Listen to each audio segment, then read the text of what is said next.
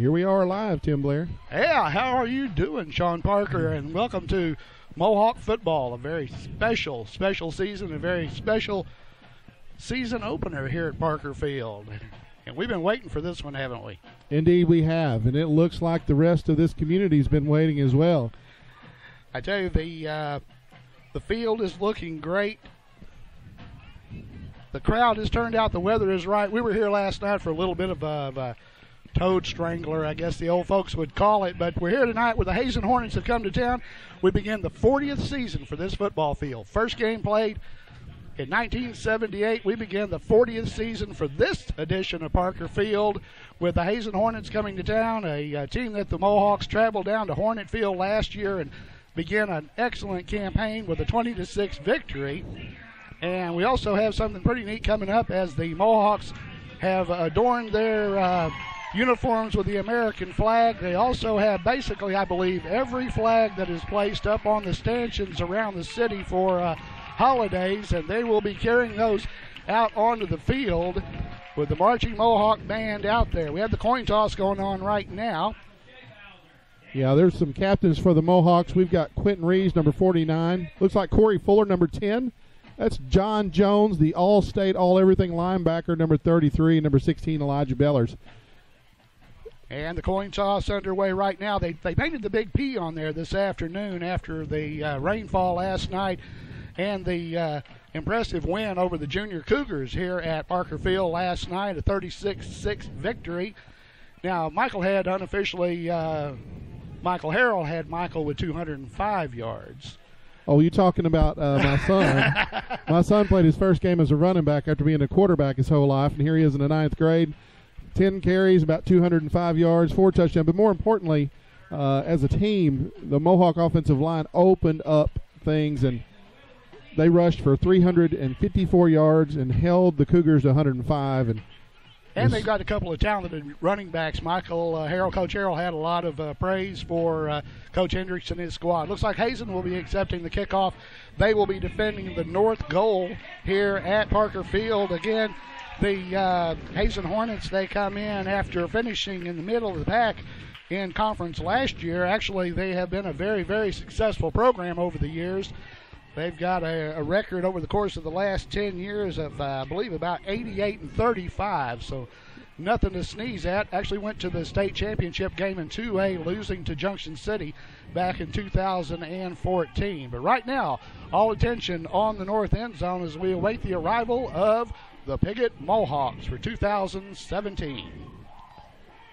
The Hornets are contenders every year in that 2A, 6-2A conference. 2A6, let me rephrase that. But they're also just a power. Their numbers are down. I saw them scrimmage as here come the Mohawks carrying the flag. Impressive sight as the two teams come on from the opposite ends of the field. A near-packed house, and in fact, considering how far those folks had to come from Hazen, they've got a good crowd across the way as well. Hazen is located, of course, on the other side of Interstate 40, down around in the Carlisle area, if you want to use that for reference. So the Mohawks will be putting their defense on the field first as the Hazen Hornets will be lining up. They've got an excellent sophomore quarterback. He'll come in at about, well, they're going to, Blaine Toll, he'll be the quarterback. He's a sophomore. He moved up from an 8-0 conference championship junior high team last year, and Toll will be running the offense once they get the ball. But the Mohawks said they've got a few things that they need to deal with. Tim, he is the real deal. Nate Ballard, Buchanan, Cade. I watched this young man as a freshman, and he could have ended my son's career when my son dropped back for a pass and he rushed from the defensive end, and he hit him high. And if he hadn't, I don't know if Deuce Parker would still be playing. And we've got the ball teed up. I believe that is Trey Gossett, number 15 for the Mohawks. Gossett's he's kind of been leading the group in the kicks. It's going to be a relatively short kick. Take a bounce at the 20, and it's going to be picked up. Boy, right there's there. a swarm. Oh, there's a ball on the ground, Tim. Ball on the ground. The Mohawks have started this season off with a turnover. Oh my goodness! On the bottom of the pile. That is Cade, or is it? No, that is Bellers. Right, that you're right, Cade Harrell. Cade Harrell comes up off the bottom of the pile. Not sure who coughed it up over there for the Hazen Hornets, but it'll be 1st and 10 for the Mohawks just outside their Hazen 20-yard line at about the 21. So short field. Very, very short field for the Mohawks, and that really doesn't work into Coach Harrell's ball control program, but we'll see how they handle it right away. He'll take it. Always good to get an early score. There's quick Nick McKinney down there, one of the former standouts for the Piggott Mohawks. And there's a handoff. Looks very familiar. Jones right off the right side. You're going to see a lot of that this year. As Coach Harrell has said, when other coaches game plan, they're not trying to hide a lot. They're going to line up. They're going to hit you with those big linemen. They're going to work their traps, their stunts, and they're going to move the football down the field in a very efficient manner like that 4-yarder. Mohawks are adorning some new uniforms this season. Almost of a gunmetal gray. It'll be Buchanan, I believe, this time, isn't it? Yeah, he's up over the 15, and he's upended. It's going to bring up a 3rd down and about 4.5 for the Mohawks. You know, the one thing about those running backs is not only are they fairly fleet, they got some size to them. They're hitting you with 200 pounds. Well, not only that, they also have a bunch of them. Yeah, it's not going to be a deal where I don't think anybody's going to be getting really, really tired. But we have, once again, the flex T formation. Looks like Jones this time off that left side. And he is down inside the 5. Yeah. Johnny Football has a 1st and goal for the Mohawks. Again, Tim, I watched this Hazen Hornet team a couple weeks ago at Truman as they scrimmaged the Truman Wildcats. They also scrimmaged the Mark Tree Indians, and they had their way with those two teams, a 4A and a 2A. Mm-hmm. But so did the Mohawks as well. They're a well-coached organization. The coach has been there 10 years. You can't be there and rack up a record of 88 wins and 35 losses without some Cade Harrell's got a touchdown to start this season for 2 yards out. 10:31 mark of the first quarter. Cade takes it in from about a yard out, set up by the John Jones run, and let's see what they choose to do. They haven't really. We've got a PAT kicker, not quite like Brett Fuller, but let's see if they'll go ahead and line up and go for 2 this one early. Well, Dylan West, number 57, comes in, and Devin Riley, 72, is limping off a little bit. Yeah, not good to see one of your starting linemen come out with a little bit of a gimp there, but we got Doc Mallard down the sideline to check him out. Cade split wide to the right. Go with the offset backfield, and Jones is in for 2. Straight ahead, unmolested. John Jones with the 2-point conversion to make it. Don't see a lot of traps at the goal line, but that's what they did right there. We got a couple of really quick guards, and right then you saw Luke Boyd clear that, bam, bam, and it hit hard. 2 points, and the Mohawks push the lead 8-0. Well, a quick deal and a quick score for the Mohawks. Again, we've talked a lot about the great talent that's in the backfield, but we had Godding with 1,225, I believe, all-purpose yards last year, but 758 for Jones, 751 for Harrell. Nothing to sneeze at. If you read our football preview, Michael has set the bar very high. He wants to acquire 5,000 yards rushing this year. That's the goal, 5,000 yards rushing. That means you're probably going to play more than 10 games. Well, that was the 12 games last year. We had, I believe, about 49.79 in all-purpose yards. That's counting our passing game. Going to be fielded at the 15. 32 gets the nod and runs into a big crowd. Dropped very close to where they were the first time around. Elijah Bellers was down there to wrap him up, and then the all-state linebacker. I believe that was Demaria Buchanan on that carry. We have him as 33, but Jones cleaned it up. Yep. So we'll get a chance now, as we mentioned, Blaine Toll, the sophomore quarterback, controlling them, come up with a out of the shotgun formation, almost a Wildcat look. Yeah, we're going to call that the pistol. Look at them. Yep. They've got 3 spread, and Toll's going to keep it. He's going to get hit in the backfield. He is racked up right off the bat. I think it was Buchanan was on the bottom of the pile.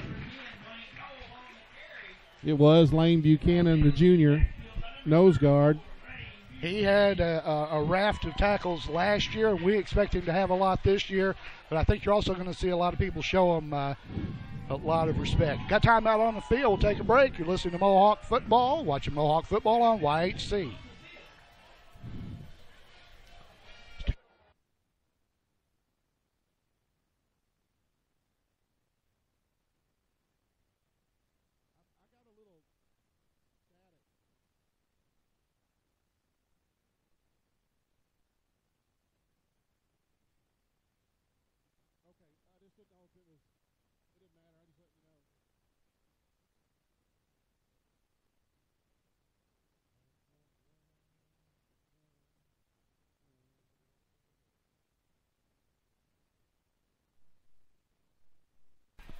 Need that? Yeah, I don't know if I can say some of those now. Side and shorts. All right, we're back here at Parker Field as the Hazen Hornets will get their second chance. First time didn't work out too good. And they get the handoff on the right side. Another loss. Tim, I want you to... Sean Green on the carry, and that was just, they bum rushed him. That's the best way to put it. Well, Luke Boyd is in on that play along with, again, Cade Harrell. You know, you won't find a better pair of linebackers in 3A than Harrell and Jones. That's right. They were at the very top. Well, I believe Luke Harper may have edged him out a little bit last year in conference. Yep. He's going to roll into the left. He's going to keep it, and there's a play made. Good job. Another loss. That was Dylan Bellers. Stop. Dylan Bellers. He fought the blocker off, strung him out to the sideline, and did a great job out there to drop Blaine Toll for another loss. So they're looking at 4th and 20 now. They're going backwards. Well, Tim, they ran three running plays, and they lost 12 yards. It's actually 3rd down and 22. They call it 23, actually. That's on running plays. And I think that, of course, the Mohawks, they're fired up. It'll take them a little bit. Some of that adrenaline will work off, but I think that they've game planned just right. There's the punt. There's Lemons. Lemons is going to return it. He's going to take a knee there. Hayden Lemons takes the punt at the Hornets' 45, just outside their 45. And that's where the Tribe will take over 1st and 10, leading at 8-0 over the Hazen Hornets here in Game 1. And take a moment to thank Piggott Realty, Mike and Pat Patterson, for residential, commercial, agricultural real estate anywhere in Clay County and beyond. Let Mike and Pat serve you. They've been serving the area for many years. 870-598-3142, Piggott Realty in Piggott, Arkansas. Of course, we mentioned that this will start the 40th season of this field's in use. First game was played back, I believe it was September 15th of 78. Of course, the day before, I believe they had a junior high game before that, because Kevin Wright scored the first touchdown on this field against Rector in a 6-12 loss, I believe, or 12-14 loss. Well, Lemons takes the pitch, sweep around the right, and he's going to pick up about 3 yards. They got so many different ways the Mohawks can come at you with this offense. They're going to line up in different sets, but basically you're going to look at the same thing. Yeah, man. How's Mr. Daffrin? One of those.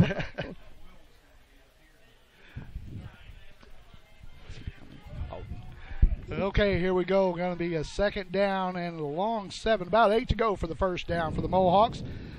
Gossett twirls, hands it off. Going to be Gunnar Shaw this time. His first time we called his number. Gunnar Shaw takes it ahead for a gain of about 3 or 4. Bring up 3rd and a short 2. Shaw's shifty. He scored 12 touchdowns a year ago as a sophomore on limited touches. Right, exactly. We had him at, let's see, 652 yards. But he is hard to get a hold of. He is one of those small, shifty backs that once you've been pounded by the bigger guys, and I think Jones is going to be just short. Well, he's close, but he does not have to get to the 35-yard line. It's going to be, and he is really, really close. Let's see where they spot this, Tim. Yeah, I think it's going to be, well, I don't know. It's hard to see from this angle. It may be just a bit short, and they're calling it short by a foot. I don't think we're going to see much punting out of the Mohawks either. We may not even get a chance to see them punt tonight. I know the coach Harold likes the opportunity to go for it on 4th down, and here we go. Well, they're in the goal line D, and it is stacked up. The Mohawks are going to try to answer. He's got it. Buchanan is going to have the first down. The fullback straight ahead, hands wrapped around both sides of the football. First down, Mohawks at the 32-yard line, 33-yard line of the Hazen Hornets. We got 6:48 to go here in the first quarter of play. 8-0. Mohawks on top of the Hornets here. Tim, we talked about the Hornets being a power in 2A in the state of Arkansas, but their numbers are down. If you look out, they only dress about, 18 or 19 kids, and they've got some injuries, so they're not going to be very deep. But, boy, they've got some talent. And according to Max Preps, we were actually the highest rated team. Oh, Gossett wrapped up there. It was a coverage sack. He looked downfield, and everybody was covered up by the time he tried to pull it down.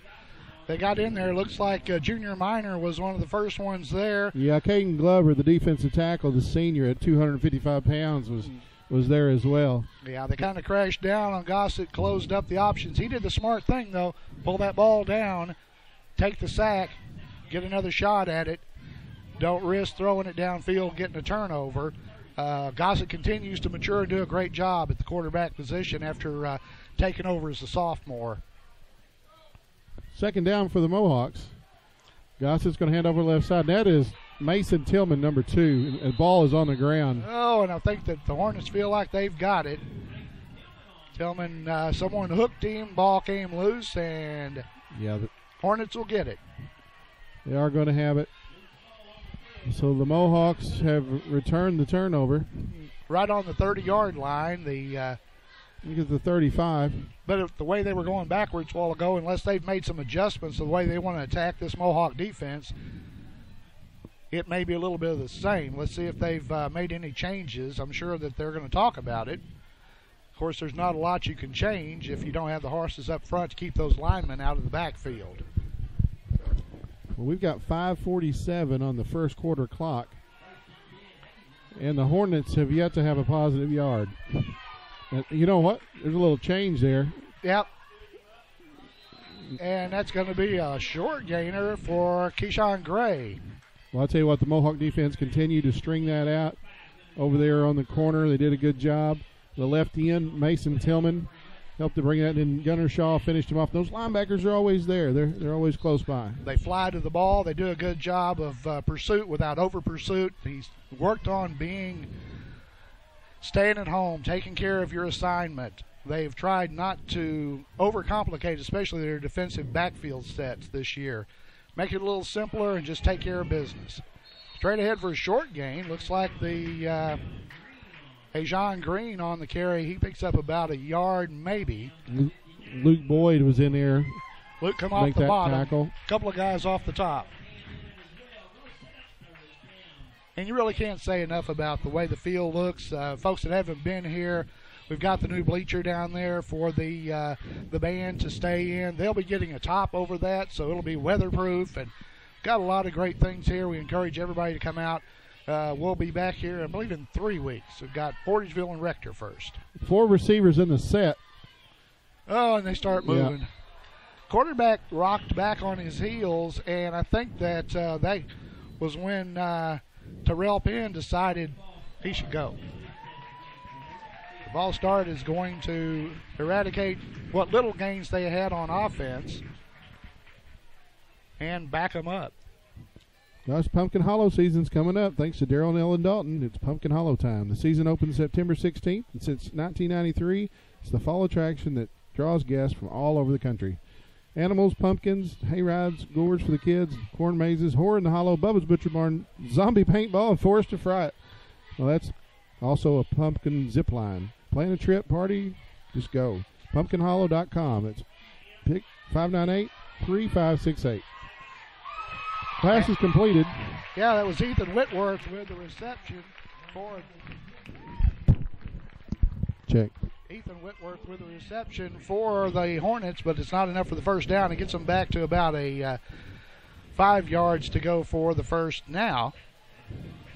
out in the flat there. They did a good job of keeping the receivers in front of them, not giving up the big play, but they do connect on that with Toll rolling to his left.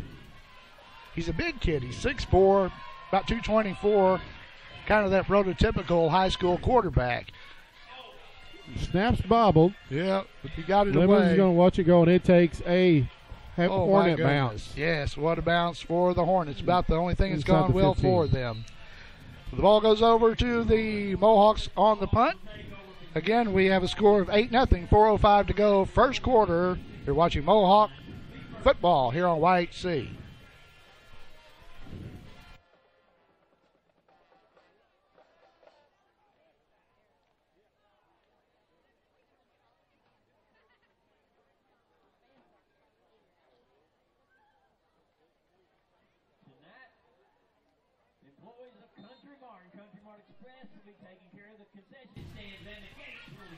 All right, spot the football at the 12-yard line for the Mohawks as they come up in the full house backfield. Tim, the Mohawks fumbled on their last possession. And I think that I'm sure he had a little, and it was funny, we were out here last night in some of the worst conditions that I've seen football played in a while, and there really were surprisingly few turnovers because of the weather. I mean, we had a couple, but considering it was coming down in sheets, wasn't too bad. Indeed. Cade Harrell on that tackle, and he's going to get about 4.5. Bring up second down for the Mohawks. Yeah, I believe that Coach Harrell would like them just to go ahead and take pretty much the rest of the quarter down, punch it in, burn up some clock. The best way to keep Mr. Toll from hurting you is keep him on the sideline over there, or keep him on defense, as it were. Nothing doing on that one. And you know what? Buchanan fought for some extra yardage. Yeah, he ended up turning into something. Or is that Corey? I know we've got Corey Fuller wearing number 10, the utility man. I guess you'd call Corey his utility man.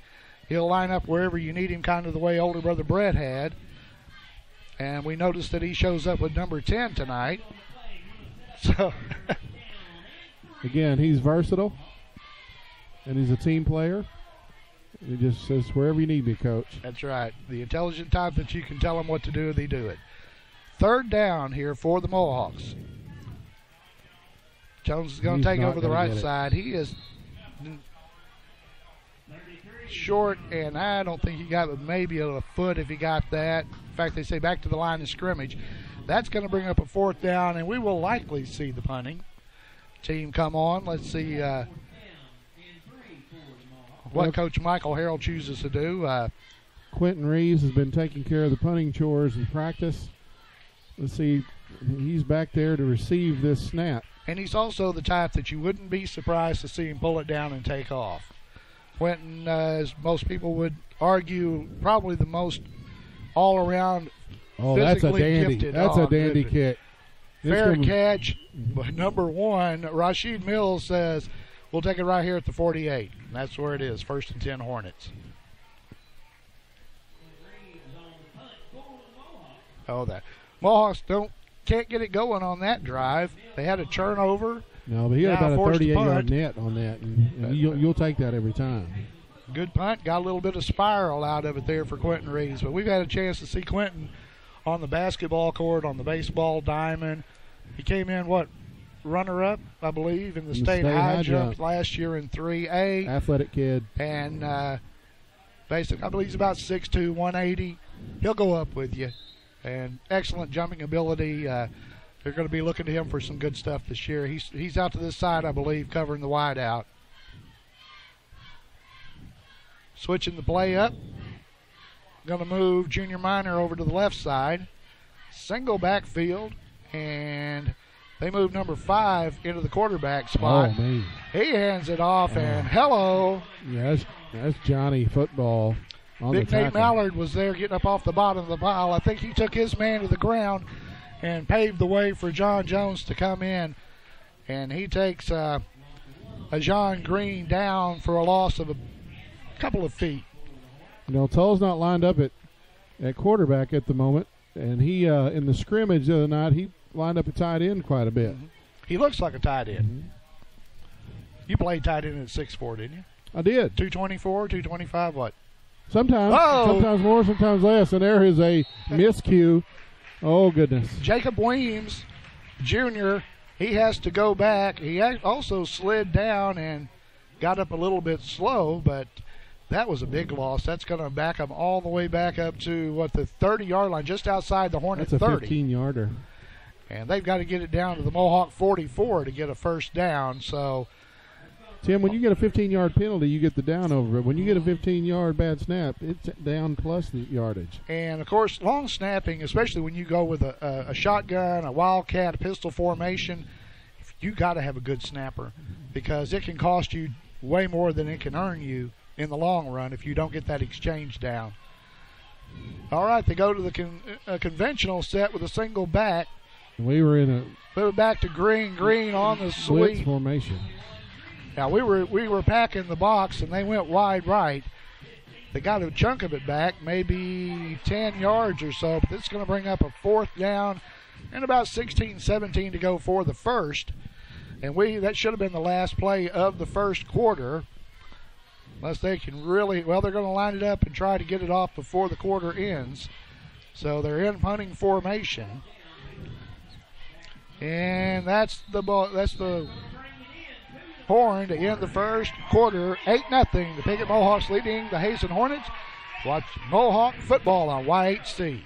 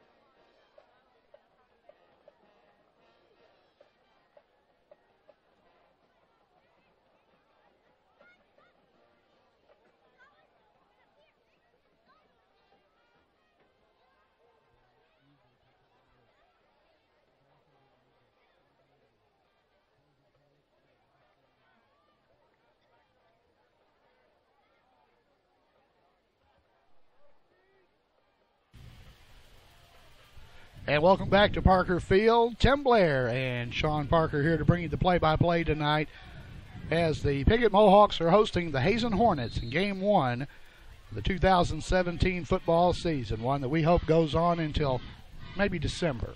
Indeed.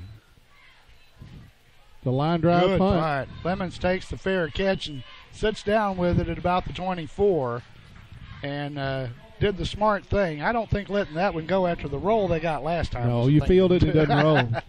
Hey, we'd like to thank Custom Car Care. Mark Howell has been in business, the same location in Piggott for nearly 30 years at 788 East Main Street, with full detailing and auto sales too. If you want your car to look, feel, smell like new again, call Mark Howell at Custom Car Care, 870-598-2571. Right, another supporter of Mohawk Sports, and appreciate him and all the folks that make this possible. And we encourage you to stay with us throughout the season. Like I said, we'll be panning things out hopefully right on into the month of December. Spot the football at the 24, Tim. There's that spin move out of Gossett, gives it right up the middle. My goodness. Johnny Football has had a lot of carries already early. Looks like Jackson Shellman makes the stop. Yeah, he was on the bottom. I don't know if he made the tackle or if he got in the way. He's the one that got fell on, let's put it that way. But good job there of Jackson Shellman. Sometimes with the lineman, I'm not sure. You were a tight end. I was a lineman. They tell you, get low, get as low as you can. In fact, just fall down and take your guy with you, especially on the goal line situation. Gunnar Shaw trying to get outside. Trying to get out of trouble, and he's going to be caught for a loss. Yeah. Big loss. That one was kind of blowing up from the word go. The Hazen Hornets did a good job. You know, they have a coach that's been there for a long time. They're not going to make stupid mistakes. They're going to, do the right things, do the fundamentals. You string the rush out. You string out that jet sweep. They can only go so far. There's a sideline over there. Eventually, it's like going the baseline in basketball. there's only so far they can go. You take them as far as you can go with them. Well, the Mohawks are going to send 2 in split, 1 to each side. 2-man backfield, a little something to show the folks looking at tape, I'm sure. Every once in a while they'll show a little something. That was Buchanan, and he was wrapped up pretty quick on that in the 2-man backfield. Mohawks are going to be forced to punt again. Yep, Gossett comes off and others as the punting team comes in, and this time not much wind right now. We did have a little bit of a north wind earlier, but it's died down. The flag in the north end of the football field lying limp right now. So let's see if the guy they call Slim can get a hold of another one. That's a substitution infraction. They broke the huddle with 12 guys, and one of them ran off the field. Oh, that's going to be very effective again. Going to be down near the 45, 46. Looked like Shaw was the first man down there on the change of possession. We'd like to thank Dan Gossett Real Estate at 420 East Main Street in Piggott. Dan or Daniel Gossett, if you're looking for a home or a place for your business to operate, call or visit Dan Gossett Real Estate.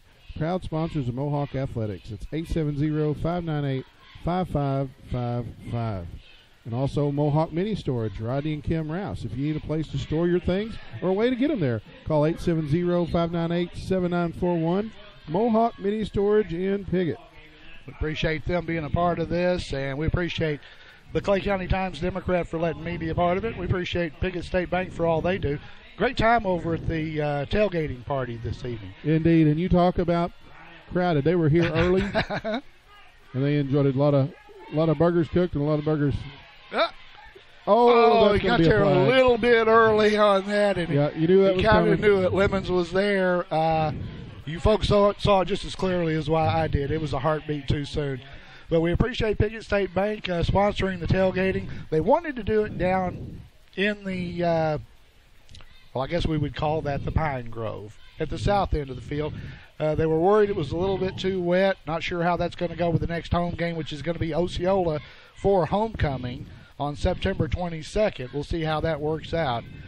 But they'll walk it off against the Mohawks. It'll be a first down for the Hazen Hornets. First time they've enjoyed being in Mohawk territory tonight. So they have an opportunity to get over into the other side of the football field and try to get something going. But Toll rode out. The coverage was there just a little early on the arrival. If he'd have timed that better, it would have been what he wanted. If he had caught the football and made a tackle, it wouldn't have been a game. Not much of one anyway. And Lemons is a great defensive back. He's electric. He had a couple of interceptions last year. He and, I believe, Reeves each had 2. My goodness, that was strung out well, too. It was. They're showing just keeping the fundamentals going. We haven't had a chance to talk about big Nate Mallard down there. Nate had a chance, I guess, to go to the Razorback game. Yeah, he was invited as a prospect. As a prospect. It's one thing to go to a Razorback game. It's another thing to go as a prospect. And that was pretty cool. I know Doc was talking about it a little bit earlier. And hoping to get another invite to go maybe when they're playing in Fayetteville instead of Little Rock. Well, we haven't had very many state champions in Piggott High School, but Nate is one. He is. The state shot put champion of 3A in 2016-17. Right. There's a timeout on the field. It's going to be called out by the Hazen Hornets. Timeout on the field, 8-zip. The Mohawks lead it, 8:51 to go till the halftime break here on YHC.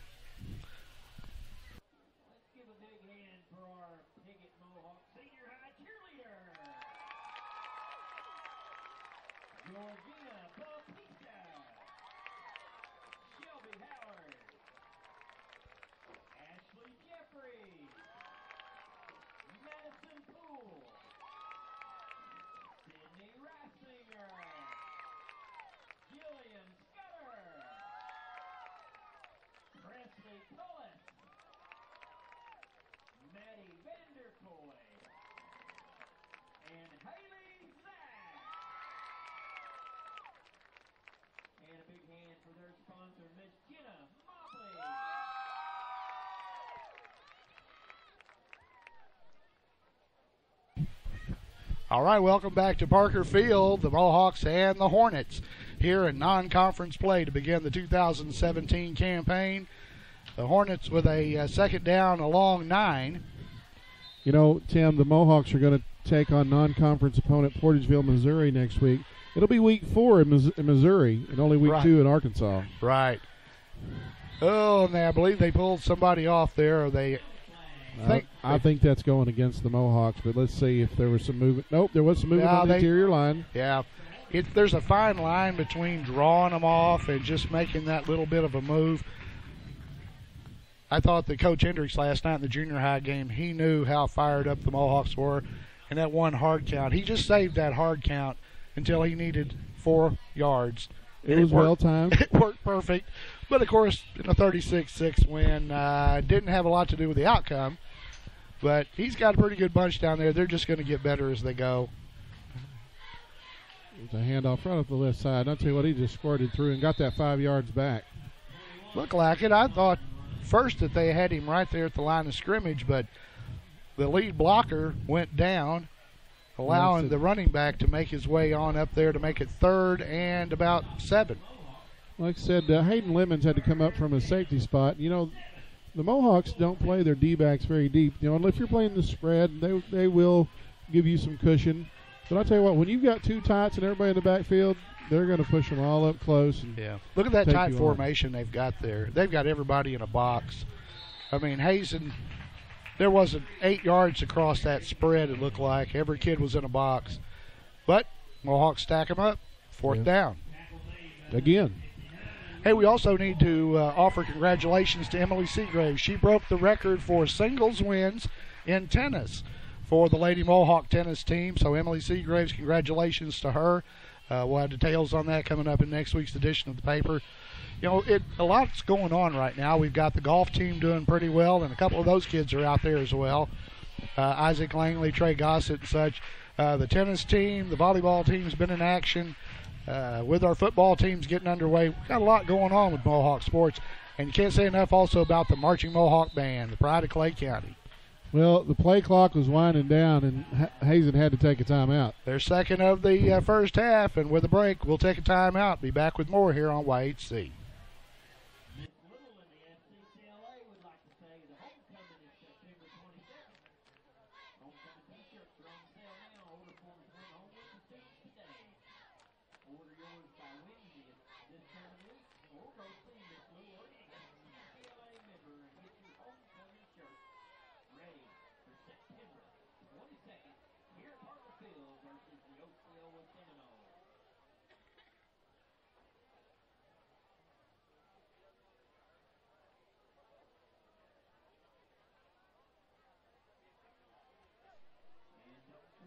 Either. All right, following the timeout by the Hazen Hornets, they're second of the first half. They'll line up on 4th down. They got a man back, but I believe that this time they're going to try to go for it. I mean, this is non-conference play. You want to try out situations that you're going to be facing in conference play. And Toes back. It looks like a halfback pass. Got a man down, and great job to step in front and pull it down. Who was it, Slim? Yeah. Quentin Reeves with the interception for the Mohawks. He played it perfectly, stepped in front, pulled it down. Had great position. Great position. Mohawks have worked on that and worked on that. And you can thank a lot there, class of 2009. I believe Daniel Baldwin has been working with the DBs, and it shows. I've had a chance to come out, and I know you have too, to watch them. And they have really worked on that, and it shows. And as the season goes on, it's going to become even more important. The ball goes over to the Mohawks.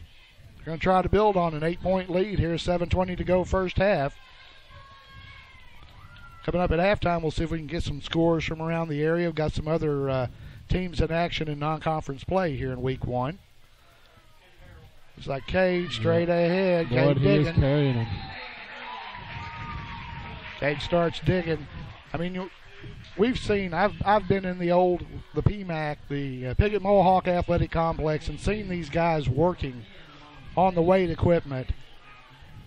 Will you try to tackle a stronger running back in the 3A. Is there a stronger one? I don't know of one. We may have graduated one last year that was pretty salty, the Harbor kid. But, yeah, it's just you might as well be trying to tackle that goalpost.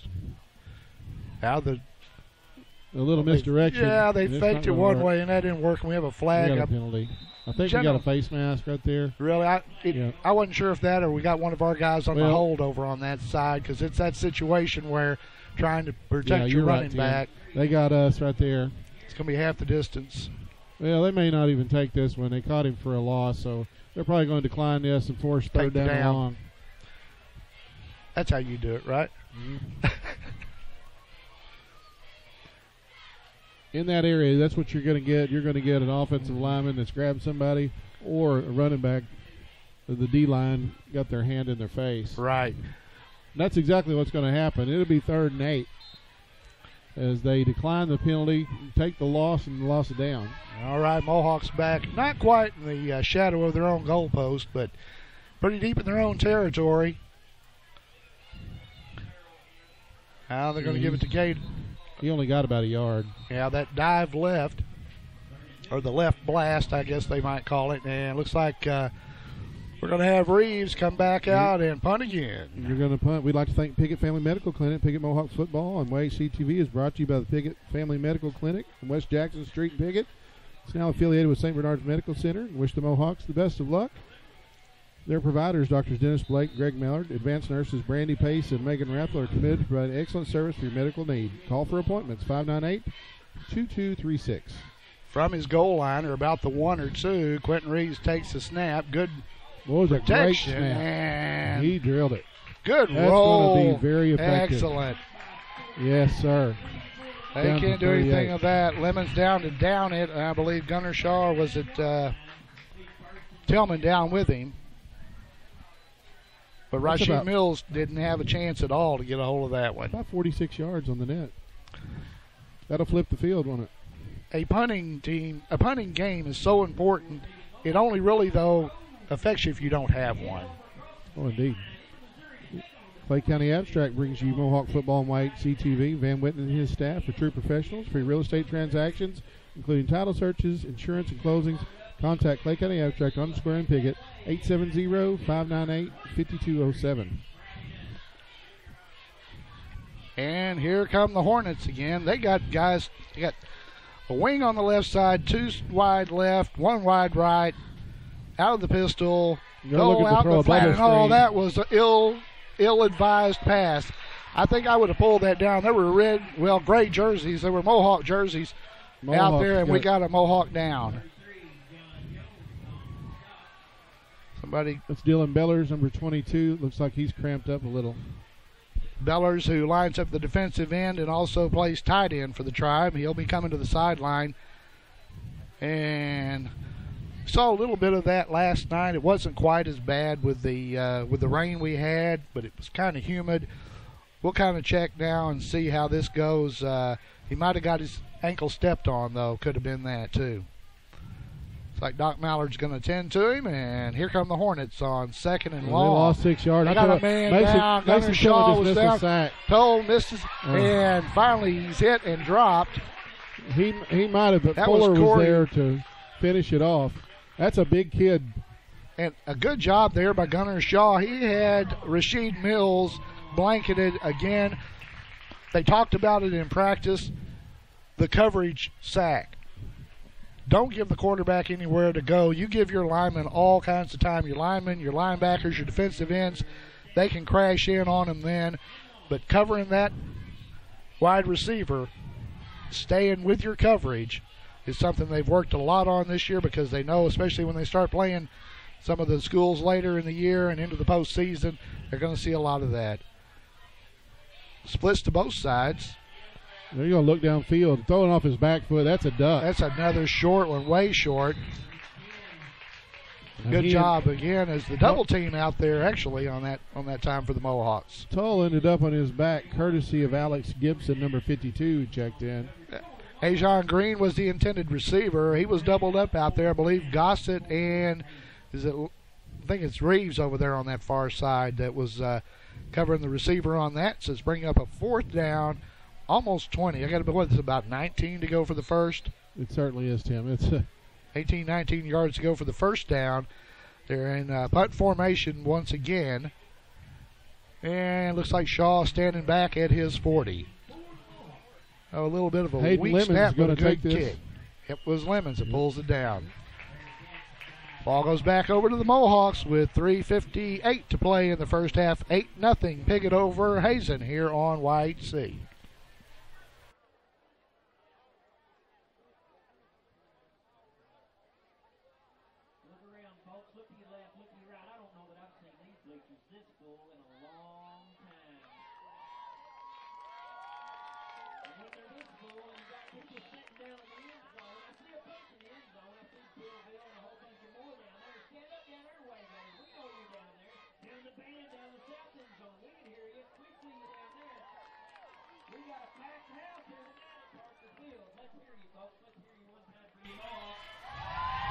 All right, we're back as the Mohawks take over following the punt by the Hazen Hornets. Got that little wing on the right side, and Lane Buchanan just blows the middle up for a few yards. Following the block of Boyd and, who was leading the way there for the Mohawks? Alex Gibson, number 52, the center, cleared the lane. We'd like to thank Piggott Pharmacy for the fastest, friendliest experience around. Visit them on the square. They provide free local delivery, curbside service, competitive pricing, easy prescription transfer, and free vitamin programs. Locally owned and operated Piggott Pharmacy, where our patients are our family. All right, here we go. 2nd down and 6. A bit of a different look, and they go dive left side. That was Tillman on the carry. Mason's going to be short of the first down by about a yard.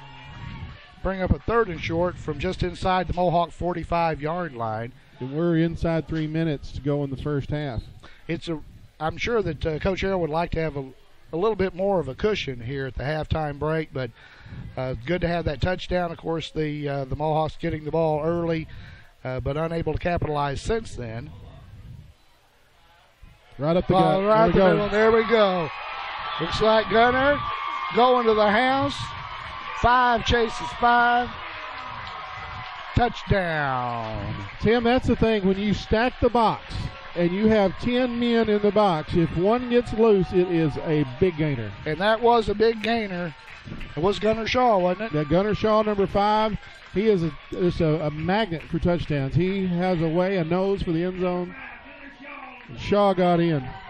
I'm saying that one was. We may have to check on how long that one was. I lost the yard marker, Tim. Yeah. They took off on us too quick. That's all right. We'll check on that. They're going to line up for the 2-point conversion now. The Mohawks say they're still short a man. And looks like they're down to 17 on the clock. They've got enough time to get it off. 11 seconds now, so they'll be able to get that one off. Line up, same formation. Yeah, he's in easily. And Jones takes it in for the deuce to make it a 16-0 ball game with 2:34 to go in the first half of play. We'd like to thank Los Compadres Mexican Restaurant, offering the most authentic Mexican food in the area. Their classic entrees are made to order and delivered right to your table. Los Compadres always has fast and friendly service, and to-go orders and lunch specials are always available. There's no better place to gather with friends and family than Los Compadres Mexican Restaurant at 648 East Main in Piggott. Well, just what we ordered up, we were wanting a little bit more of a cushion for the halftime break, and we got just that with Gunner Shaw. Coach Harrell talked about the fact that he felt there were probably 5 to 6 guys that could be 1,000-yard rushers. I say the talent, the ability is there. I'll tell you what makes it not just the ability of those backs, but the Mohawk offensive line is talented, big, and strong. Right. And those are good factors to have in your offensive line. They're also experienced. They're gelled. This is a group that's basically been together for a while. They did some moving around since last year as the kickoff goes deep. Down the middle is going to be returned. 22 with the ball and some running room He is But still on he's his got feet. men in front of him as he's back to Oh, midfield. We got a horse flag. Yeah, either horse collar on But you'll take Terrell Penn. Terrell Penn brings it all the way back out to midfield, but I think they're going to tack 15 onto that. Either face mask or horse collar, but they saved the touchdown, so I'm not really sure that you can fault them for that. Face mask. Yeah, they'll tack about 15 yards on that. Very good return, but of course we know Hazen has some speed. As mentioned, they've got a lot of these players. You see these sophomores or kids that played on an 8-0 team last year, won the district championship, conference championship there in 2A6, and it's a fairly decent conference down there. Got some pretty good teams. So, well, our junior Mohawks a year ago scrimmaged that unknown then, soon to be conference champions, and they looked like it. All right, they're going to spot the football inside the 30 at the 29, Tim. All right, here we go. Mohawk crowd on their feet. There's the rush, and a great job of the defense getting through an all-over toll. I'll tell you what, Dylan Bellers is back. Yep. Lane Buchanan. Big Nate Mallard helped string the play out, and a host of Mohawks on that stop. They're not inside the 30 anymore. Right, yeah, now they're outside the 30. Loss of about 1.5, almost 2 yards on that play. As we're getting down to under 2 minutes to play here in the first half. Hazen looking to the sideline. They're going to have to go in at halftime and try to draw up something different, but I'm not sure that there's anything they can game plan that the Mohawks can't address. Well, they're going to send 4 receivers in the set. Out of the pistol win. Before the snap. There's movement there. He looked out to Weems in the flat, but I'm not sure if he was his primary receiver. We see a lot of that, and it's something that a lot of teams have used against us in the past. Just the flare pass out in the flat, get them into space, and let them try to beat our defensive backs. We've worked on that, though. We're better at that now. I think we showed that last year in several of the wins. And even though it was a loss, some of these kids did a lot of growing up in that Prescott game. Oh, indeed. And they also learned you don't quit, and they didn't quit. And they left there with a lot of the Prescott kids had a lot of respect for them. Toll's going to be in the pistol. There's 3 receivers in the set to the right, 1 to the left, and he is flushed out on his back foot. It's caught somehow. And Nate Mallard was up in his face. Oh, my goodness. And touchdown. The Mohawks had that defense so well. And that was, again, once they got into space, he found some running room. Toll absolutely threw that thing off his back foot and didn't know what was going to happen. Nate's got a long reach on him. He was bearing down on him, hand up in the air. But, of course, they're about the same height. So, touchdown, Hazen, 1:13 to go, first half.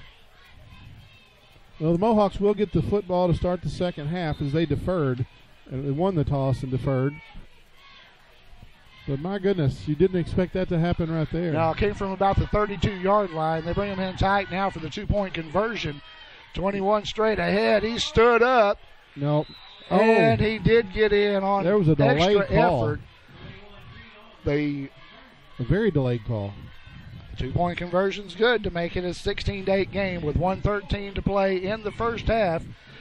You're watching Mohawk football on YHC.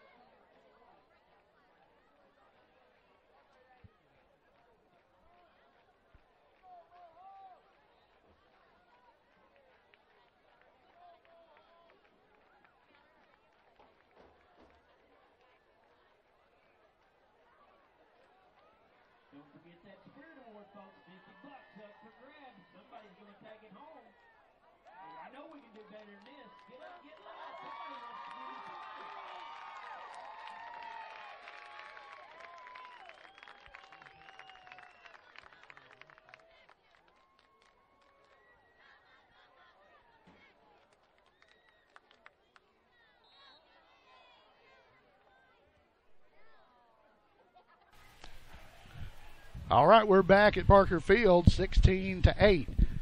The score, the Mohawks leading the Hazen Hornets here in the first game. And this is, as Sean Parker pointed out, the first kickoff for the Hornets. And it's going to be returned.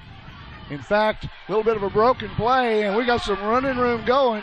We got a hole down the sideline. Great job and great return. And that was Johnny Football, John Jones, showing not only a little bit of speed, but some great moves there to get it into Hornet territory at the 49-yard line of Hazen. They'll have a minute 3 to play with here, and let's see if Coach Michael Harrell might let Trey Gossett air one out, or if he's going to take this 8-point lead into the locker room for the half. But here they come. They're ready.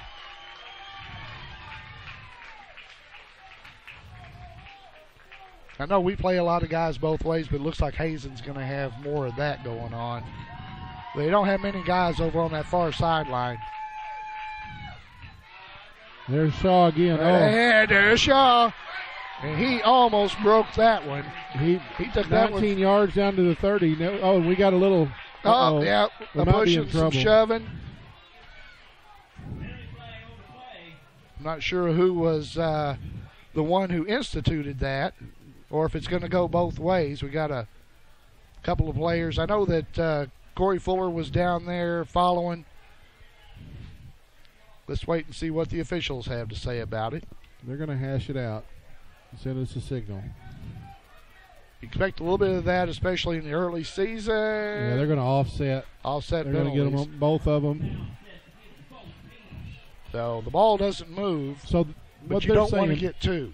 No, since it's dead ball, the Mohawks will get the yardage. But you know, if that'd been live, that would offset. We play that over again, and that 18-yard gain. I thought it was 19. They spotted it, bad spot. Would have been for naught. What I'm saying is, no matter what happens to you down there, you can't retaliate. No, and that's one thing that they have to learn, because there will be times in the future where they'll be doing everything they can to get them to retaliate. Well, 58 seconds left on the first half clock. The Mohawks have a 1st and 10 at the Hornet 32. It'll be right side. Oh, he's got one to beat. Little juke step. Good job. Boy, he threw him down on his head. Tried to toss him down, but a good gainer once again. The Mohawks are right back at it. You know, the Mohawk two-minute offense, you know what it is? What? The same thing as their 10-minute offense. That's right. Line up and go, line up and go. John Jones takes it down deep. Mohawks are lined up. They want to hit quick. Blast right. He's going to be short. And he's dropped over there just short of the goal line. See where the spot of the football is. I'm going to stop the clock while they talk about it a little bit. No, it's running. No. No, yeah, Coach Harrell's turning around wanting to know why the clock is running.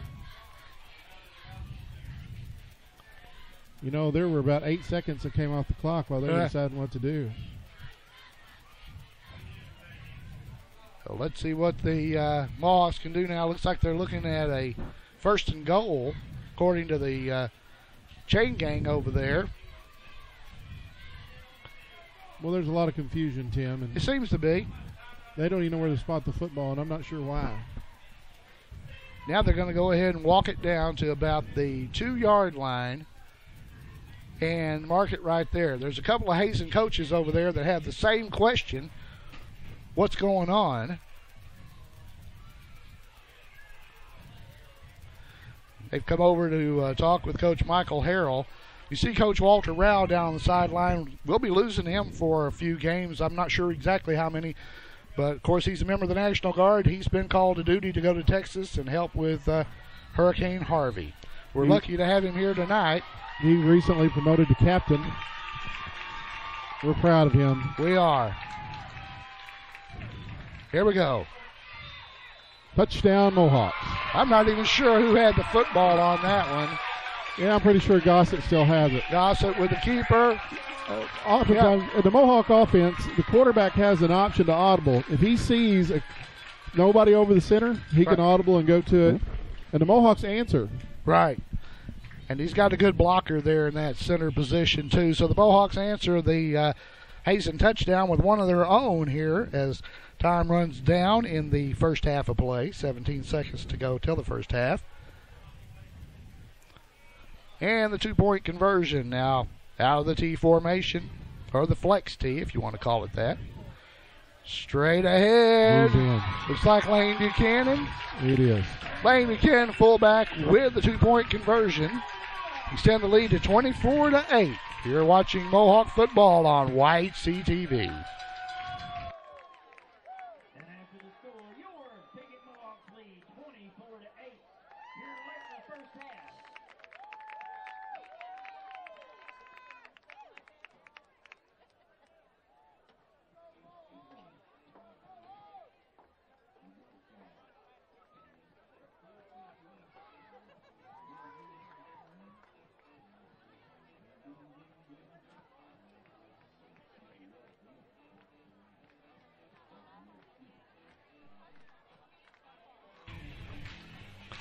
All right, we're back at Parker Field.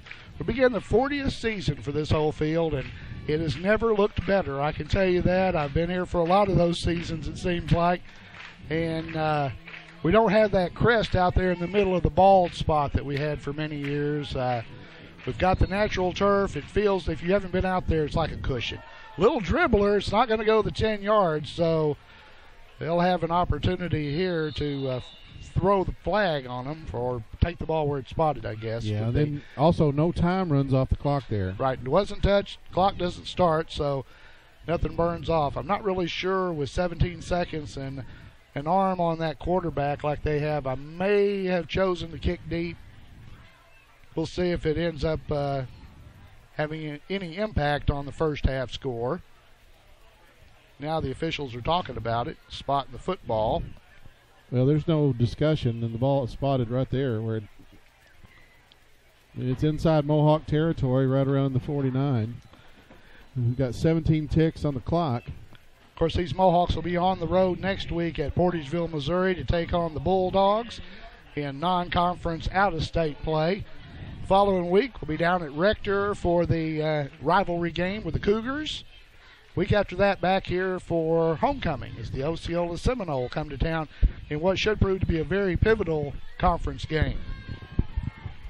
They're all important in that tough 3-3-8.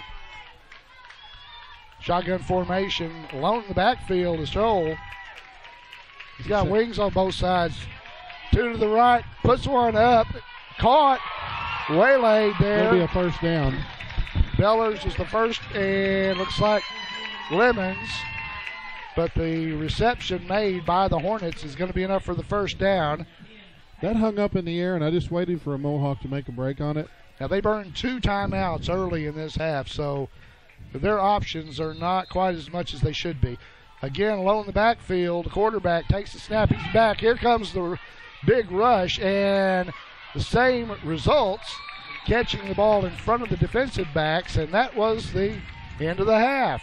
Time ran out while the receiver was running around trying to find some extra yardage. So we have reached the halftime intermission at Parker Field in Game 1 of the 2017 campaign. The Piggott Mohawks leading the Hazen Hornets 24-8 here on YHC.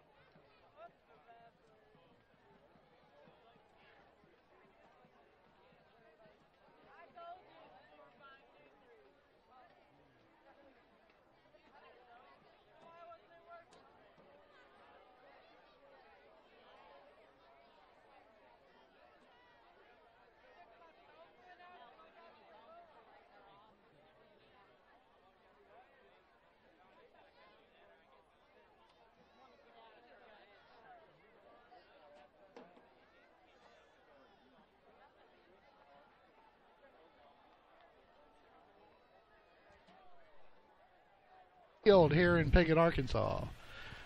Tim Blair and Sean Parker bring you the play-by-play this evening as the Piggott Mohawks open the 2017 campaign, and I don't like to see that. Devin Riley came out early. He's still out, and he seems to be having a lot of problems with, looks to be the right knee or leg, getting some help back out onto the field, but starting lineman down. Not exactly what you want to see. Now, of course, the Mohawks defer to believe in the first half they'll have the option here to begin the second half of play with a 24-8 lead. Well, that's your senior offensive tackle, and he's limping around. You know, he's a big kid and a big part of this.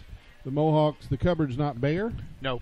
But Devin's been a big part of this seasoned, experienced offensive line, and he can also play some defense. He sure can. Plug a hole in a big way, and they're going to have to see the extent of that, but just hate to see a kid injured, especially early in the season. Now the captains will meet at midfield again to decide the directions and so forth. Let's tell you how we got to this point. The Mohawks actually kicked off, but they got a turnover deep in Hazen territory. Cade Harrell made them pay, wasn't it? They fumbled the kickoff and didn't run a play, and the Mohawks had the football deep in their territory. But I'm sorry, Tim, go right ahead. Yeah, and Cade Harrell made them pay with a 1-yard touchdown with 10:31 to go in the first quarter. John Jones added the 2-point conversion to make it 8-0. Next score came with 2:34 to go. Actually, I believe that was also in the first quarter. Gunnar Shaw broke loose on a long touchdown run. Jones added the 2-point conversion to make it 16-zip. And then with time running down, a long pass getting through, and Hazen taking it to the house, scoring the touchdown, getting the 2-point conversion to make it 16-8. Then Gossett scored with just 17 seconds left in the first half on the quarterback keeper. Lane Buchanan added the 2-point conversion to make it 24-8 at intermission here at Parker Field as the Mohawks and the Hornets return for third quarter play.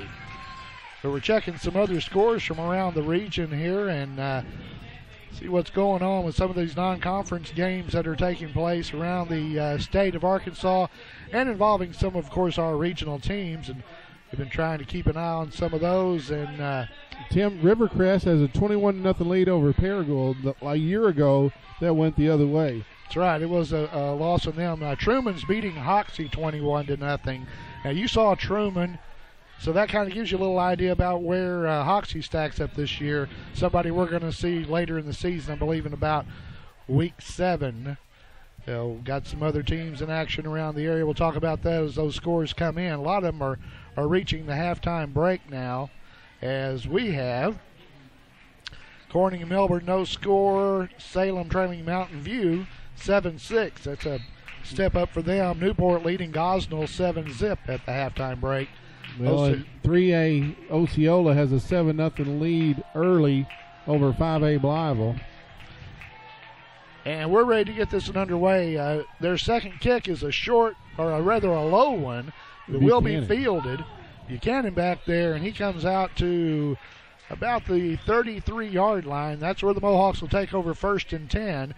And junior quarterback Trey Gossett will come out and line up with the offense. Most of the night it's been the usual Cade Harrell, John Jones, and Lane Buchanan in the backfield for the Tribe. Buchanan returns now to line up in that fullback spot. It's been a very physical game in the first half, and we don't expect anything different here in the second half of play after both these teams have made adjustments at intermission. 2 men in the backfield. Looks like Jones right side on the blast. That pile rolled backwards, and one of the Hazen players got rolled up on his leg, and he's still down, but they're picking him up, and he's shaking it off. That is Toll, wasn't it? No, that's number 61. Oh, there he is. Yep, I see him. But that pile started going backwards. Our roster is not necessarily complete. That's Shellman, Jackson Shellman. It's hard to read, too, in this slide. Indeed it is. But Jones is going to get about 2. It's going to be 2nd and 8. There's a carry up the middle, and that's Shaw. Tried to hit the same play that scored the touchdown earlier. That time, one of the linebackers got a hold of him, held on long enough that he got help, which is basically the best you can do sometimes, especially when somebody as quick as Gunner hits the hole. If you can get a hold of him, stand him up, get some help. It looks like he's coming to the sideline now. Down there with Lemons and Tillman. Well, it's going to be third down for the Mohawks. They come up, 2 tight ends again. In the tee. Wait, hold on. We've got a little change here. We got somebody in the slot. We're going to go slot on the left side. They were going slot right a while ago. Dive straight ahead, though. And there's no room because the box was stacked. Gossa comes to the sideline, and Quentin Reeves will come in to punt the football away, apparently. As the punting team comes on for the Tribe. So they get the football to begin the second half, but can't capitalize. And really can't even burn up that much time. So the ball goes back to the Hornets, or should, as we have a 4th down and just over 5, maybe just over 5 yards to go for the first. So far, the Piggott punt team has been very effective. Good snap. That's the senior, Cade Harrell. Another good kick. Reach from the 25. And it was covered well, and it was bubbled and ball on the ground. Mohawks are on it, and I think Hazen grabbed the ball. Yeah, Hazen come up with it. They recovered it. They say those are the still plays. Fighting over it, though. I don't think they haven't made a signal yet. Those are the plays that give coaches gray hair. He could have caught it or let it go. He didn't do either one. They still have yet to make. There's a signal, finally. So it is Hazen football, 1st and 10 from their own 25-yard line. As we're here in the third quarter of play, game 1 of the 2017 campaign. Be at Portageville next week, at Rector in week 3. We don't have any official stats, Tim, but the Hornet offense has had several negative yardage plays, and there's another one. Yeah, they did the pitch back, quarterback turned to try to catch the trailing man and provide a block. It fell apart pretty quick, but like I said, that's on that left side. Nate Mallard crashes in. He takes a couple of guys out, as well as substitutions a little bit here, as looks like Buchanan's going to come to the sideline. Didn't see who went in for him. Regan Mayberry, number 11, is in the game. Right. He's a senior that has really built up his body and played hard. And he works hard. And look at, they're going to spread it out again. 4 receivers in the set, 2 to each side. Tull's in the pistol. He's going to fake it, and he's going to get wrapped up. Yeah, he didn't get back to the line. He faked the handoff to the wingman beside him and then tried to tuck it and follow his right guard, and there was very little running room there. Linebackers crashed in, stayed at home. Of course, we're going to see a lot of this spread stuff. They don't want the Mohawks with those 3 linebackers in the box. If they're going to try to run up the middle, they're going to have to try to spread the field. We know that. These guys have they've worked on the film, and they know what they're going to try to do. So far, the Mohawks have done a good job about just maintaining. He did. Now, the pistol looked like the back moved a little early, but the pitch is going to be well short of the first down. We're going to take a minute to thank Piggott Realty, Mike and Pat Patterson, for residential, commercial, or agricultural real estate anywhere in Clay County and beyond. Let Mike and Pat serve you. They've been serving the area for many, many years. 870-598-3142. There is a player down. We have a Hornet down on the field, as you folks watching can see. He came in there, took a shot. His helmet's off, but I think they pulled it off. I'm not really sure. When you're slapping the ground, that's usually not a head injury. That usually indicates that he has maybe a lower body injury. But while we have a timeout on the field for the injury, we'll take a timeout. Be back with more in a moment here on YHC.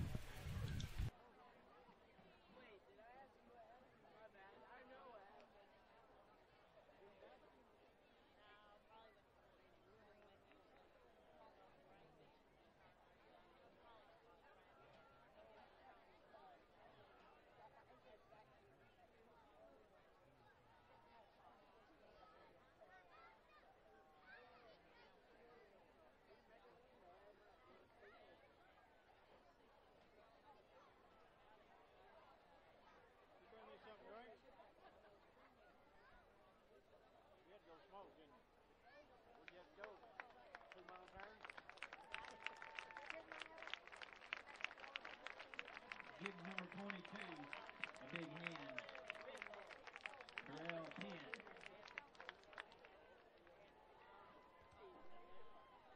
Want to remind everybody that the September 29th game. We're back, and the injured player, Darrell Penn, is being helped to the sideline. We're pretty sure it was just a cramp. They started stretching him out a little bit there. It's not a hot night, but it's been a pretty warm day, and we may see a little bit of that as this game goes on. The Mohawks are in good shape. I came up sometimes during the heat of the summer. Coach Hearn's in that gym with those guys. They worked it like a sweat box sometimes. I can't say everybody had that work ethic that they had, but this is the time here in the second half when we'll find out in these early September games. Mohawks put a shift on. Look at that formation. They set the punt, get it down. It's going to be returnable, too. Yep, Lemon slips. Oh, and he lets it roll And he down let inside a the 15. big roll all the way down to about the 12, 13-yard line, and that is where the Mohawks will take over 1st and 10. Thanks to Daryl and Ellen Dalton at Pumpkin Hollow. It's Pumpkin Hollow time. The season opens September 16th. Since 1993, it's the fall attraction that draws guests from all over the country. They've got all kinds of attractions. Horror in the Hollow, Bubba's Butcher Barn, Zombie Paintball, Forest to Fright, and now the Pumpkin Zip Line. Plan a field trip, party, or just go and enjoy. 671 County Road 336 in Piggott. 870-598-3568 or inquire at pumpkinhollow.com. Of course, the Daltons, they were chosen as the Clay County Farm Family of the Year. And I had a chance to go out there. It's a really neat operation, even in the summertime. And they have a new attraction that they say is not quite as gory. They say it's a little bit more about what goes bump in the night. Well, the Mohawks are going bump over the left side. And standing it up, Cade Harrell again just kind of pounding. And I can guarantee you, come fourth quarter, the last thing those Hazen Hornets are going to want to see are Cade Harrell, Lane Buchanan, and John Jones hitting the middle. That's the time when you do stick Gunner Shaw, and he's coming on into the game right now. So Shaw in, see if they call his number. 7:27 to go in the third quarter. The Mohawks enjoying a 24-8 lead. Last year it was a 20-6 win down at Hornet Field in Hazen. Again, this non-conference football, it's hard to find opponents to play non-conference football. There's a keeper by Gossett, and he's going to be wrapped up over the 20. He's standing up, but he did a good job of holding onto the football. He's going to be short of the first down by several yards. They'll bring up a third, and I believe about 3, maybe, no, he got close to about a yard. Let's call it 3rd and 1. So the junior quarterback with the keeper, and then doing a good job of wrapping it up. He's got those golf muscles, you know. I'll tell you what, Tim, I want you to take a look at the Hornet defense and the body language you're seeing out there. Yep. You're seeing them holding on to their knees. They're bent over a little bit. You're not seeing that on the Mohawk side. No. Well, you have to know, too, they start, fourth quarter, you got to start thinking about that bus ride. Blast right. Oh, going to be close. I don't think he got it. He's going to be just shy. Let's see what he does. I believe he'll probably go for, I don't know, it's a 24-8 lead. They've been effective punting the football tonight. Yeah, you've got a good punting game, but he's already seen that, and Buchanan is coming in, and I think that means here comes Lane Buchanan. Is that Tillman coming to the sideline or Shaw? That was Tillman that Tillman just came coming off the field. Lane Buchanan and the Mohawk crowd getting behind them on 4th down and about 2 feet. They've got 10 men in the box. Give it to Harold. He goes outside. He breaks the tackle. He cuts back inside. Still on his feet. He's going to the house. It's coming back. He's going. Oh, there's a flag on the play. It is going and to come back. And he takes it to the end zone. We have a man down. I mean, laid out. I didn't see what happened trailing the play. We have a Mohawk, and it's Boyd, I believe, getting up really gingerly down there. It is, but there's a clip against the Mohawks. There's a clip on us. And it wasn't necessary, Tim. The play was behind them, and there came a block in the back, and it just didn't have to happen. Look at Toll. Got a little bit of a gimpy Hornet out there, too, after making the chase. Cade showed that he's got some speed for a guy of his size right there. The DB couldn't catch him. You gave him another 30 yards, he might have. but that's going to come back, and it's going to hurt You're the gonna have to Mohawks. punt. That's the big one, too. That's not a block in the back. Well, they used to call it a clip. Right. But it is. That's a big play. It was 4th down and 1. Now it's 4th down. Look, our chain gang, they left without being signed. So they're resetting them. So, what is are they giving us a 1st and 30? What? I don't know what the call is on that. I don't think that the chain should have moved with us. It was from the spot, Tim. From the spot of the football. football. It was from the spot, okay. so they, the spot of the infraction. From the spot, okay. So they got the 1st down, but it eliminates Call a it touchdown. Basically the same play, only he cuts it inside this time. Tim, that's one thing. You've got to have that football IQ, that knowledge to know that when the play's behind you, there's no need to block in the back. I'll tell you what we're going to do. We're going to thank Mark Howett, Custom Car Care at 788 East Main in Piggott. Mark's been in business with the same location for nearly 30 years with full detailing and auto sales, too. If you want your car to look, feel, and smell like new again, call Mark Howett, Custom Car Care, 870-598-2571. Lots of cramping up going on out. Yeah, we've got another player down for the Hornets. Looks like he's patting the left side. So we've got another injury timeout. Let's go ahead and take a break and be back with more in a moment right here on YHC.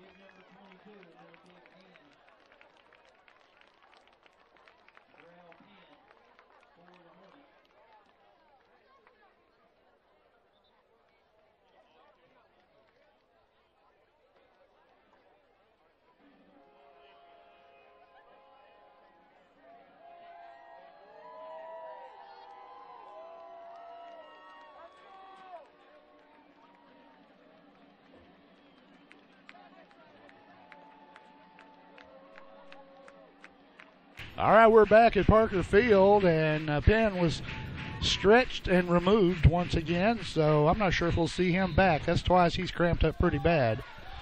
Well, after that injury timeout, the officials' timeout, it's 2nd down and 9 for the Mohawks. Going to spot the football, we'll call it the 24-yard line, Piggott. As they come up the line, then they're going to split Gunnar Shaw to the left. And they got a man in the slot as well. 2 men in the backfield. It's like Harrell and Jones, I believe. Oh, he's going up, and he's got him wide open. Oh, my goodness. He had Gunnar Shaw beat his man by 2 strides at least, stretched for it, but just couldn't get there. We had one man in the pattern, and you know what? He was wide open. He was. He had about a step and a half. I don't think 21 would have had a chance to run him down. That pass by Gossett just a little overthrown. Speaking of Gossett, we're going to like to thank Dan Gossett Real Estate, 420 East Main in Piggott.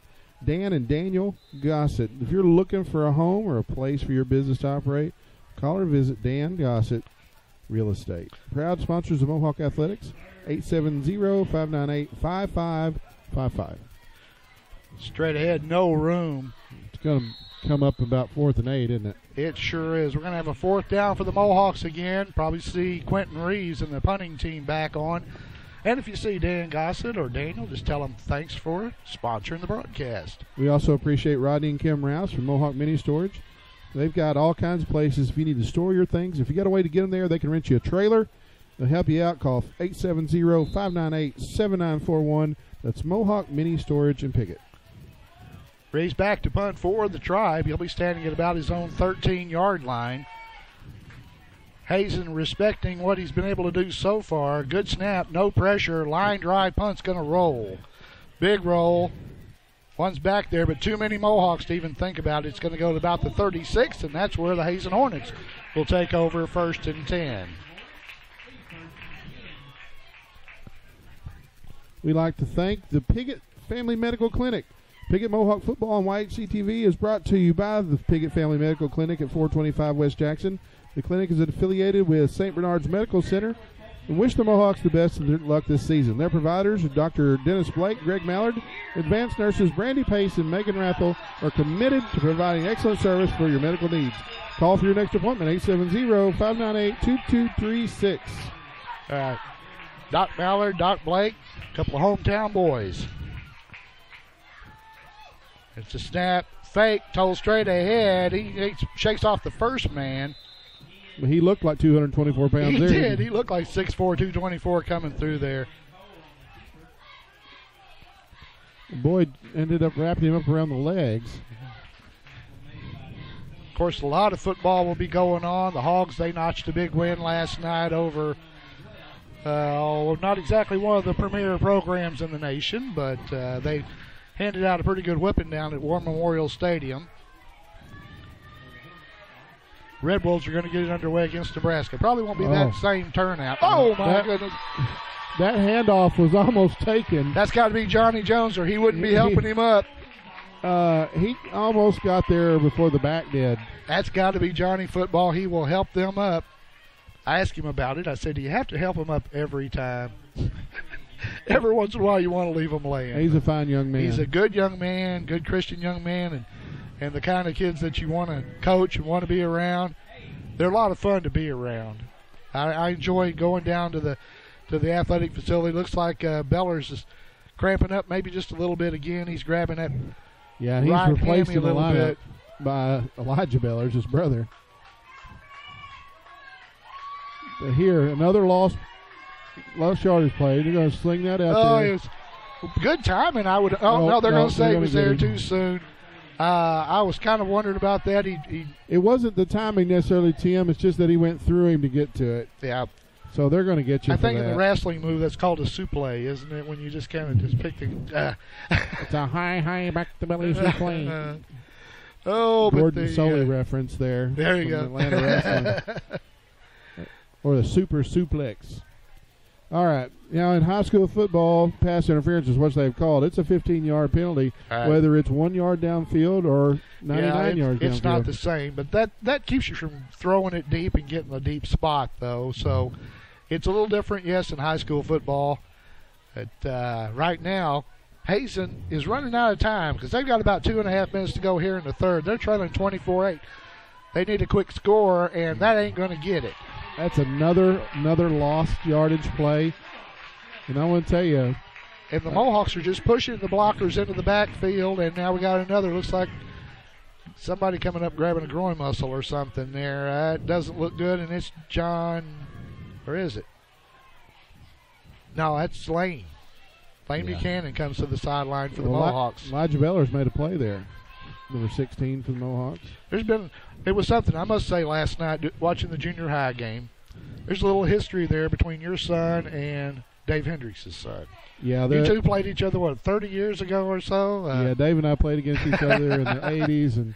And then actually our sons have played a lot of baseball against each other and together. On the same teams, a travel team. So they know each other well. The bootleg.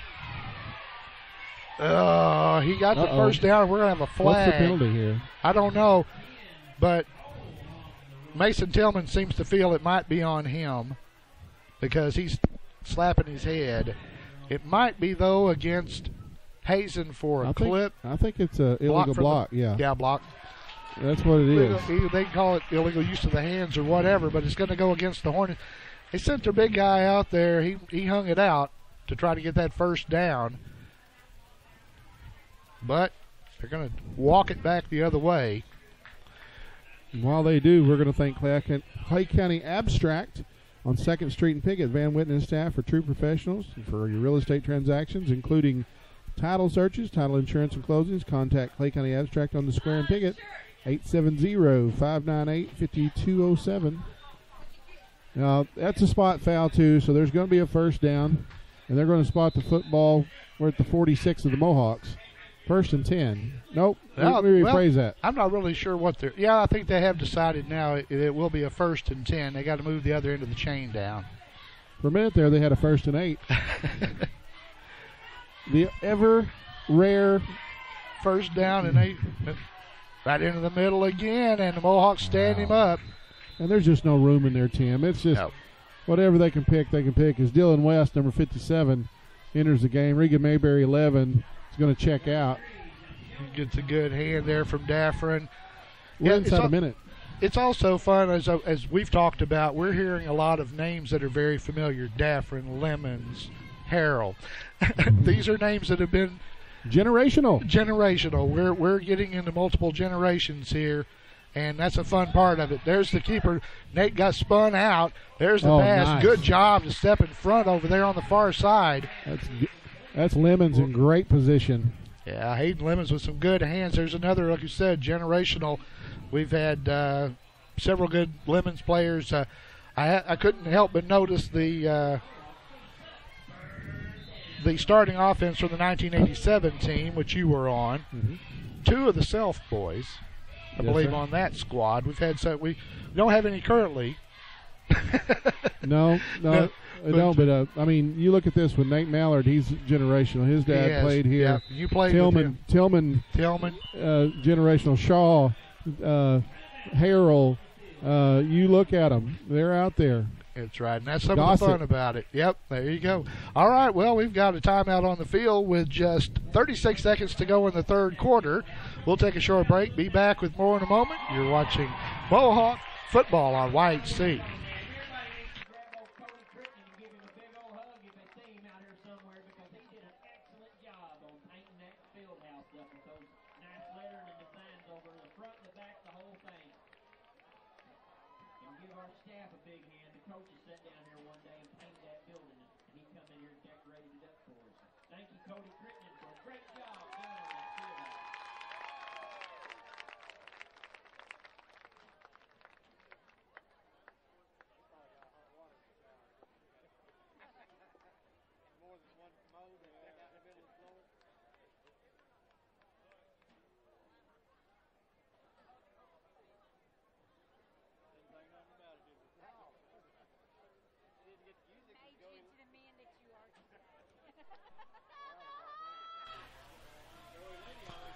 Welcome back to Parker Field. Tim Blair and Sean Parker bringing you the play-by-play tonight as the Piggott Mohawks host the Hazen Hornets.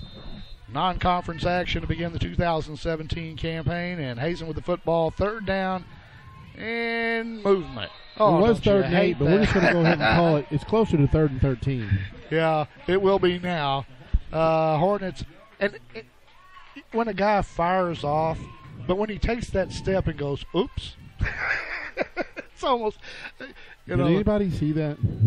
There were 2 of them actually that moved, so we'll spread the blame around. They'll back them up 5 yards. That'll bring up a 3rd down, and the football is just inside Mohawk territory, out there by the Big P. As we mentioned earlier, since with the rain last night, they came out and finished the field prep this afternoon. Field looks great, in great condition. Can't tell that we got just a soaker last night, yesterday, and the day before.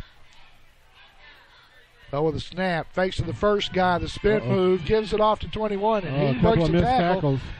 He's got it out there. Lemons with a missed tackle, cuts back across field, and in space, takes it to the house for the touchdown. No 49 yards. No laundry on the floor, on the field, so looks like that one will probably stand up.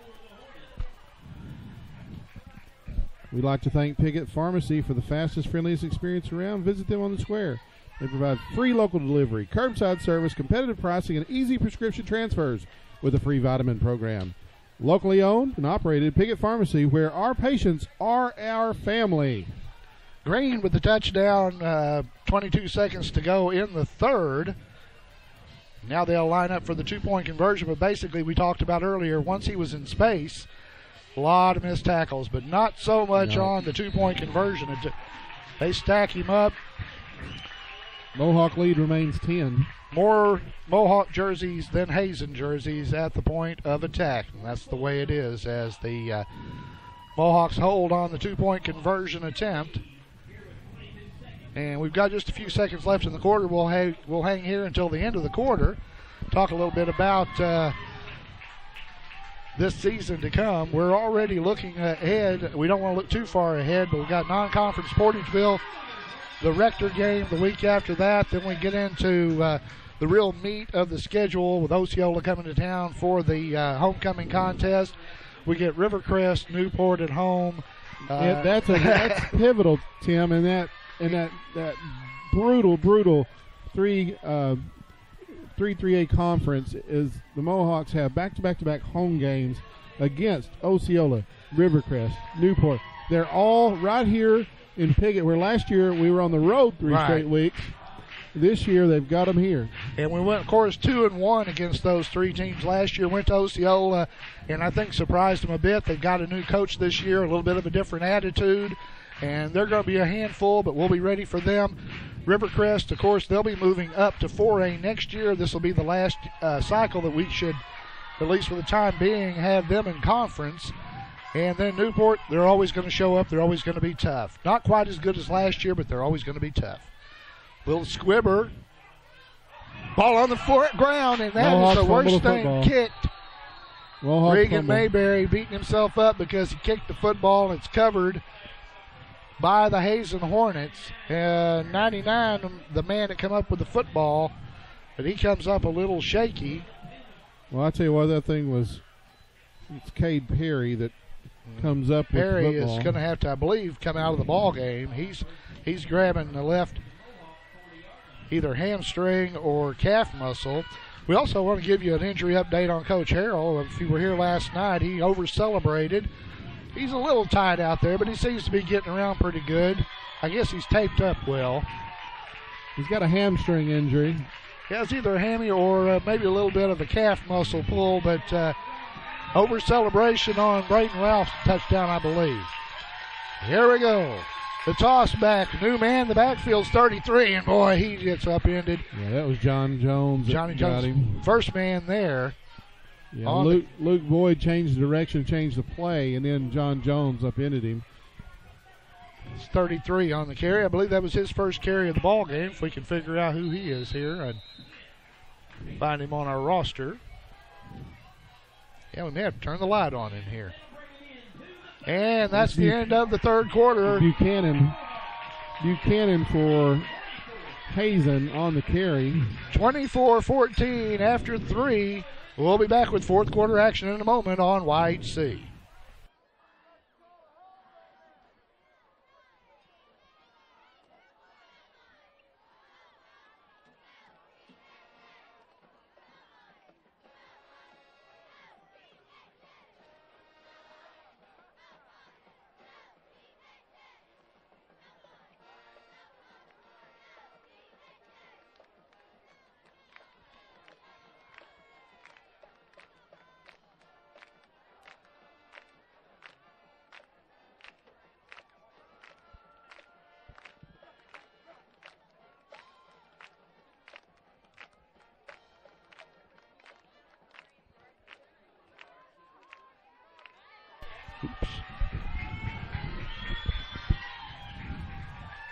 All right, we're back as we begin fourth quarter play from Parker Field.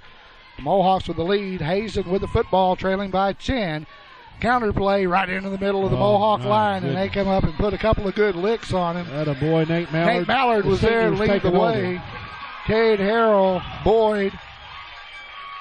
The Mohawks tackling by committee that time. I want to tell you what Nate Mallard, the senior All-Stater, said just then. No. No. No, you will not.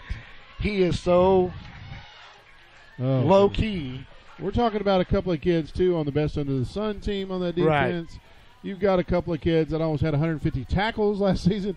I mean, there is a talented group, but more than that, they're a hard-working group. I love what Coach Harrell said. Nobody that game plans against Piggott will do it without knowing where Nate Mallard is. And that time he was in on the pile. Yeah. Big time that time, big stop. As Toll tried to take it on the keeper up the middle. He's waxed after a gain of a yard, maybe less.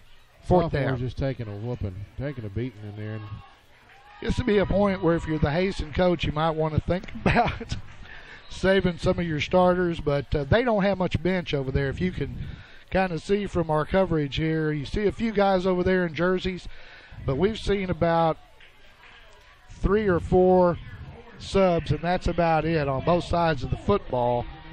And a physical team like the Piggott Mohawks will eventually wear you down. Having to bring somebody in just to fill out the lineup now as they prepare to their punt formation. Mohawks have nobody back. 18 seconds on the play clock. They go after it. Ooh, good job that time. That is a great punt.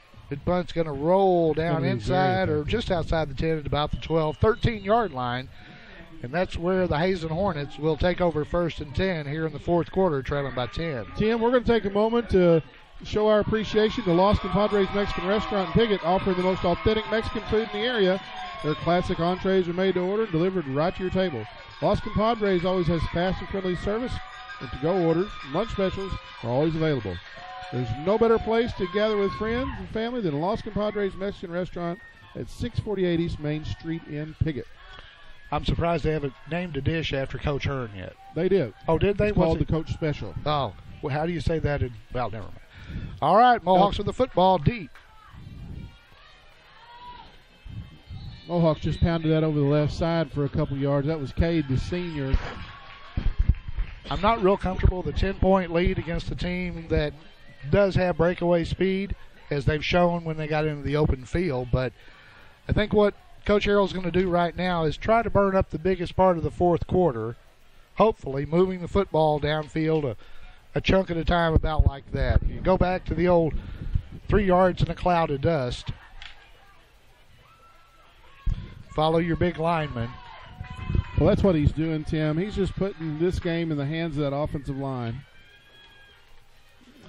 There's the spin, the trap again, straight ahead, another little gainer. See where they spot the football. Only going to be about a yard on that one, maybe 2. It's going to bring up a 3rd and 5. Gunnar Shaw's going to check in as the Mohawks look at a 3rd and 5. They've got the football inside their territory pretty deep, right just outside the 15. We'll call it the 16-yard line. And this is not an easy conversion here to pick up the first down. Now, you got to be extra careful this deep in Hazen territory. Hang on to the football, take care of it. Hazen stacks it in the box again, straight ahead, and that time out. They're all over him. Yeah, they absolutely knew that was coming. So that's going to bring up a 4th down, and this is the point where you are glad you have Quentin Reeves. You want to get off a good, clean punt, give him good protection. But you've also got that tall guy that's athletic and can jump on any snap. It's kind of like the theory of having a first baseman that's a tall guy. Yeah. But he's also a good athlete. But we have an excellent snapper. You know, Cade Harrell does the long snapping. He's experienced. And, you know, worst case scenario here is you take a safety. But the Mohawks are going to try to pin him back. Gets a good one away. He did drill it. And he called it a fair catch, and that's inside the 50. So the football will be out around midfield once again for the Hazen Hornets. But last time they struck from there, so we'll see what they can do. We'll be back with more fourth quarter action in a moment right here on YHC.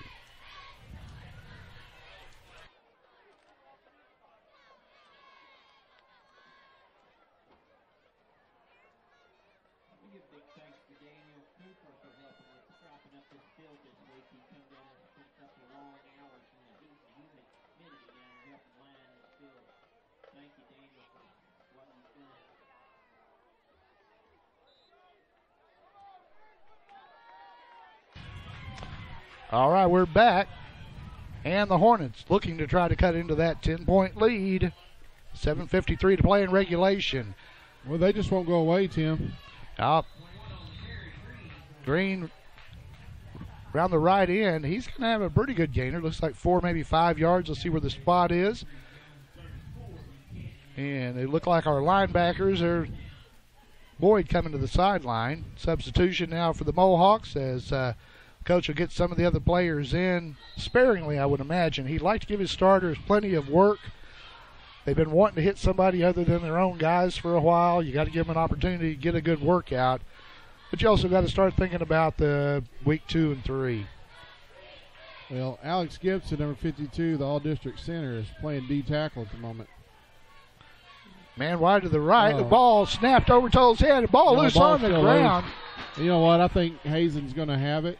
Yeah. I'll tell you, that slipped right through the quarterback's hand. It's almost like he looked away just as the ball came back and got lucky they covered it. That's all I know. So it's going to be 3rd down, close to 16, about a 15-yard to go for the first. Substitutions again. Mohawks will work in some fresh horses on just about every play. We're doing a little bit of substituting now. And for a Hazen Hornet, that's the last thing you want to see is some fresh guy across from you. Fresh legs. Wide outs to both sides. Pistol backfield, I guess you'd call it. Rolling out. Toll spins, and he's going to be dropped. Oh, my Dylan goodness. Bellers. Dylan was the first man. And he got a lot of help just in case, but he didn't need it. Jones, Harrell, believe Boyd was there as well, but a big loss, and the Hornets are going the other way again. It's going to be interesting. They've had a couple of big plays, but we'll get Daniel Gossett and all, once we get this game wrapped up and have a chance to look at the stats. I'll have all of them, of course, in next week's edition of the CCTD. All the details on last night's junior high game and tonight's contest. Tim, what do you dial up on 4th down and 30? I'm going to probably air it out. 4th and 35. Yeah, there we go. That's one of those plays that you don't really have anything in your playbook. You got a choice. You can throw deep and hope if it is picked off, it's as far as you would have punted it to begin with. You know that there's the old saying, when you punt, 3 things can happen and 2 of them are bad. So I'm not really sure. They've done a pretty good job of their punting. All their special teams have been up to it. I don't think either coach is going to have much problem with his special teams coming out of this one. Well, the Mohawk kick coverage let a big return come that set up a touchdown. So they're going to be looking at coverage and talking about staying in their lanes and being disciplined. Yep. But other than that, I can't think of anything that. Ooh. You know what? Looks like Cade got close to that one. Oh, he touched it. He touched that way touched right it near down. the 40. We're going to get about another 5 yards back. It was see if they caught it. Touched Yeah, they by, did. Yeah, touched by one of the 39-yard Hornets. So that's where the Mohawks will take over 1st and 10. We've got 5:23 to go in regulation. The Mohawks holding on to a 10-point lead, 24-14 here at Parker Field. We needed a beanbag right there. You need the beanbag. You didn't throw the beanbag. Saw one earlier come out over on the far side. But yeah, we're already kind of looking forward to the rest of the season. It should be a good one. We're looking forward to getting into conference play later on. And, of course, it's going to be an interesting season as we go forward. Mohawks out of the flex tee, and Gossett's back to pass. He's got him wide open. Got 2. He got his man, and it is Dylan Bellers. And they got horse collared on the way down. He got the catch, and the funny thing is that Reeves was more open and probably would have scored if he hit him across the middle because Quentin ran right up the middle. Nobody picked him up. Well, hey, the Hazen defense has committed to stopping the run. They're absolutely committed. And 99's gimped up again. He'll walk it slow back, and I think he might be patting the helmet here in a second. But, yeah, Quentin Reeves is actually more wide open. Right down the middle of the seam. He came back telling Gossett that. Well, hey, I was open too. They didn't mark a penalty off, did they? Nope. I thought they were going to get a horse collar there. Well, they've changed the emphasis on that this year. There's a new emphasis in not only calling the horse collar if you get a hold of the back of the shoulder pads, but if you grab the jersey in what they call the name area, of course for college, where the name of the player is, it's considered a horse collar. It was funny last night in the junior high game, Coach Hendricks wanted a horse collar call on a tackle on Joseph Baker, but I took a photo of it. It was a clean tackle. And we got a break. Timeout on the field. 24-14 Mohawks. 4:46 to play. Back with more on YHC.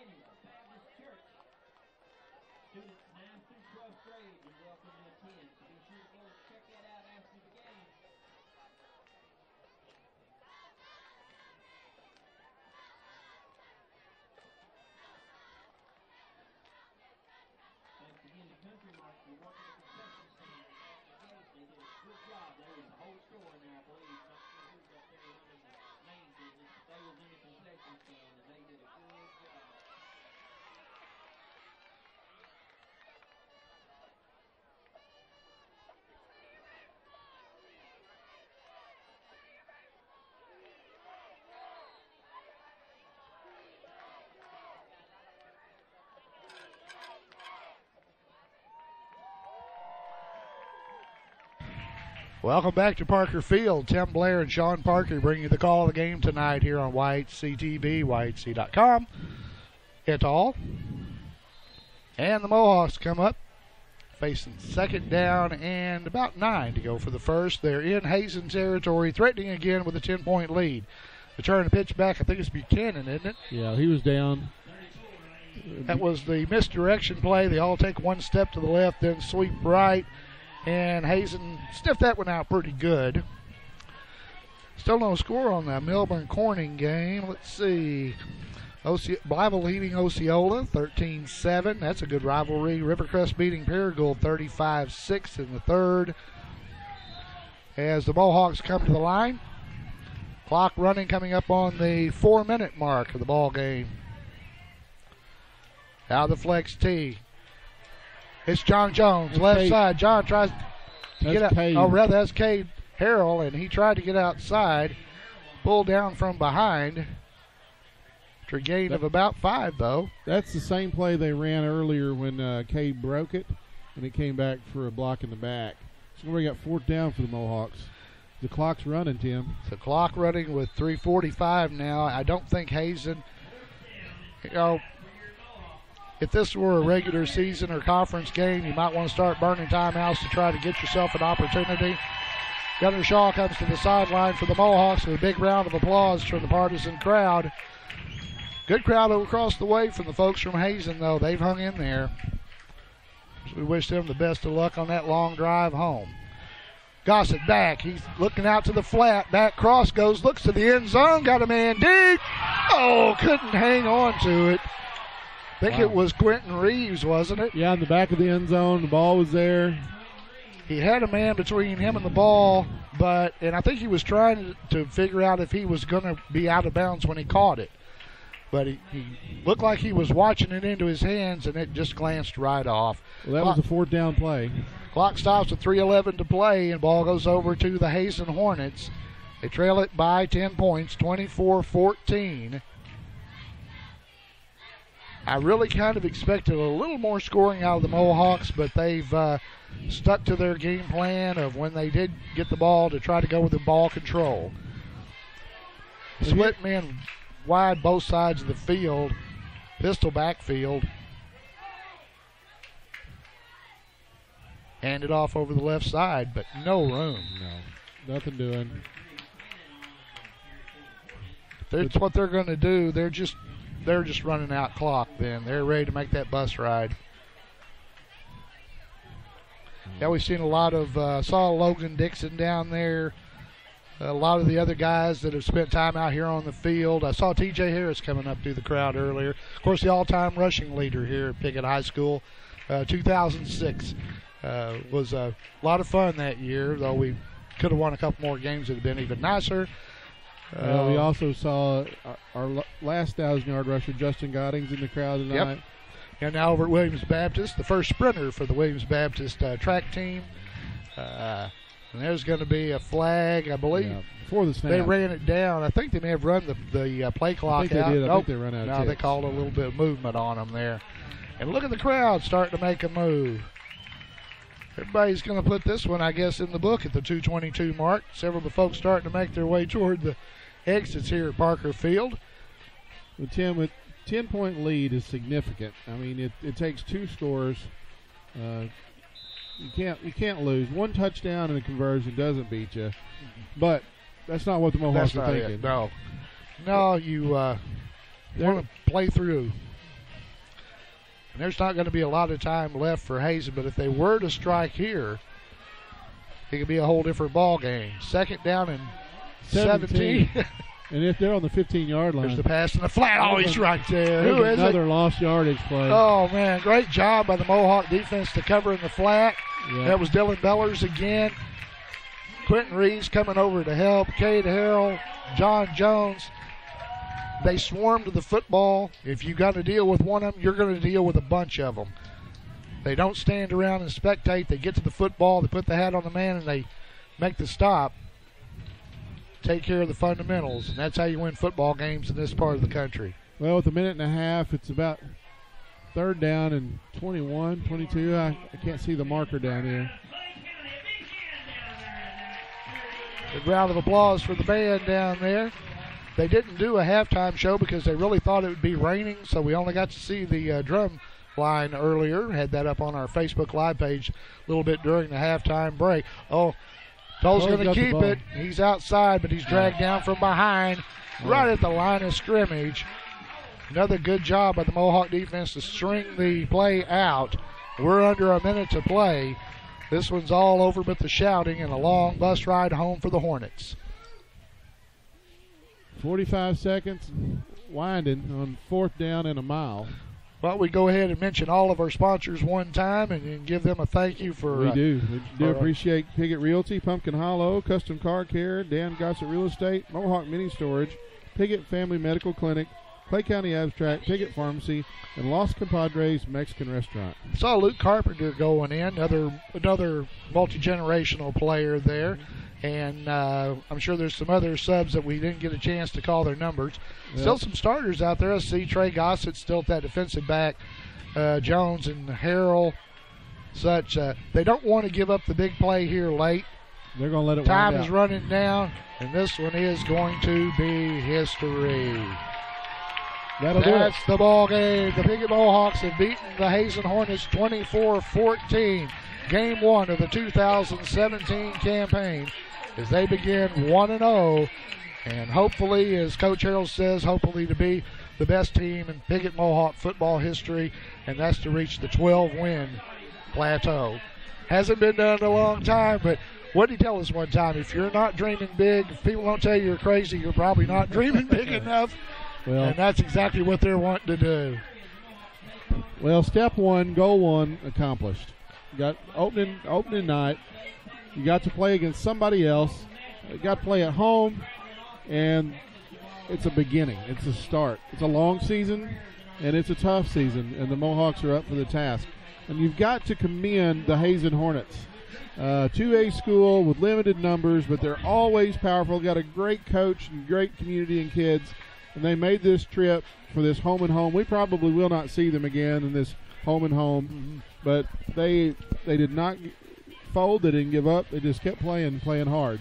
I like to see some of the, we won't call them old Mohawks, but some of the more experienced Mohawks. There's Joe Cole, Ricky Shaw, Terry Jones, some of the guys headed down that way, and some of the younger ones, too. Oh, Phil Daffrin and all that. It's great. They're still here. It's a great legacy, and that's a lot of what Michael and the coaches teach.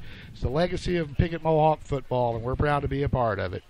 Indeed. Tim, I've enjoyed it. Enjoyed it, Sean. Be sure to tune in next week. The Mohawks will be on the road at Portageville on YHC. And the following week, me and Sean will be down at Rector for the Mohawks as they take on the Cougars on the CCTD Facebook page. So we'll see you then. Until next time, Tim Blair and Sean Parker for YHC TV.